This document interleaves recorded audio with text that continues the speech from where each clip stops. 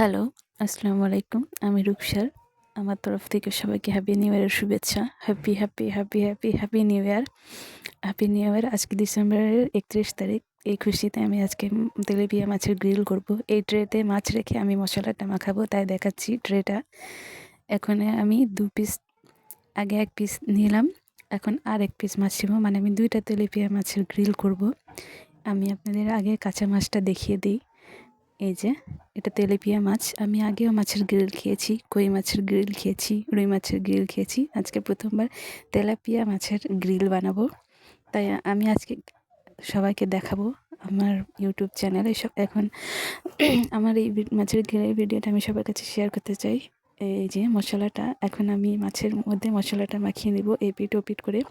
আর যতক্ষণে আমি মাছের মশলাটা ম্যারিনেট করব, ততক্ষণে আমি বলে দিই আমি কী মশলা নিয়েছিলাম। আমি কাঁচা টমেটো বাটা, মানে ব্লেন্ড করে নিয়েছিলাম, সরষে বাটা, রসুন বাটা, কাঁচামরিচ গুঁড়া, হলুদ গুঁড়া, ধনিয়া গুঁড়া অ্যান্ড একটা ম্যাগি মশলা দিয়েছি, স্বাদ মতো লবণ দিয়েছি, টেস্টি সল দিয়েছি, হালকা একটু চিনি দিয়েছি যাতে স্বাদ আরও দ্বিগুণ হয়ে যায়। একটু চিনি দিতে হয়, যার যেমন পছন্দ। এখন আমি এপিট ওপিট করে অনেকক্ষণ, মানে আস্তে আস্তে করে মশলাটাকে মাছের সব জায়গায় মাখিয়ে নেব। মানে মাছটাকে অনেক সুন্দর করে ম্যারিনেট করতে হবে। মাছটা অনেক সুন্দর করে ম্যারিনেট হয়ে যাওয়ার পর আমি মাছটাকে ২ ঘন্টার জন্য ফ্রিজে রেখে দেব, রেস্ট রাখার জন্য।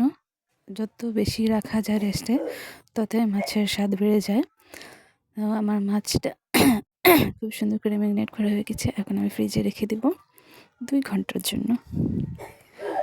2 আওয়ার্স এগো, মানে ২ ঘন্টা আমার হয়ে গিয়েছে। এখন আমি মাছটাকে বের করে নিয়েছি।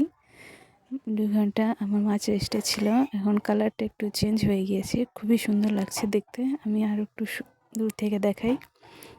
আমি তেল গরম করে রেখেছি। এখন একটা একটা করে আমি মাছটাকে পোড়া পোড়া করে ভেজে নেব। পোড়া করে ভাজাটা হলো মানে আমার গ্রিল করা।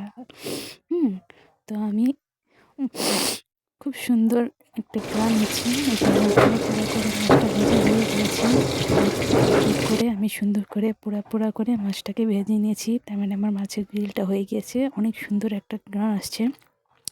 আমার মাছটা ভাজা হয়ে যাবে, আর যে মশলাটুকু আছে ট্রেতে, ওইটা আমি তেলে ভাজা করে নিব।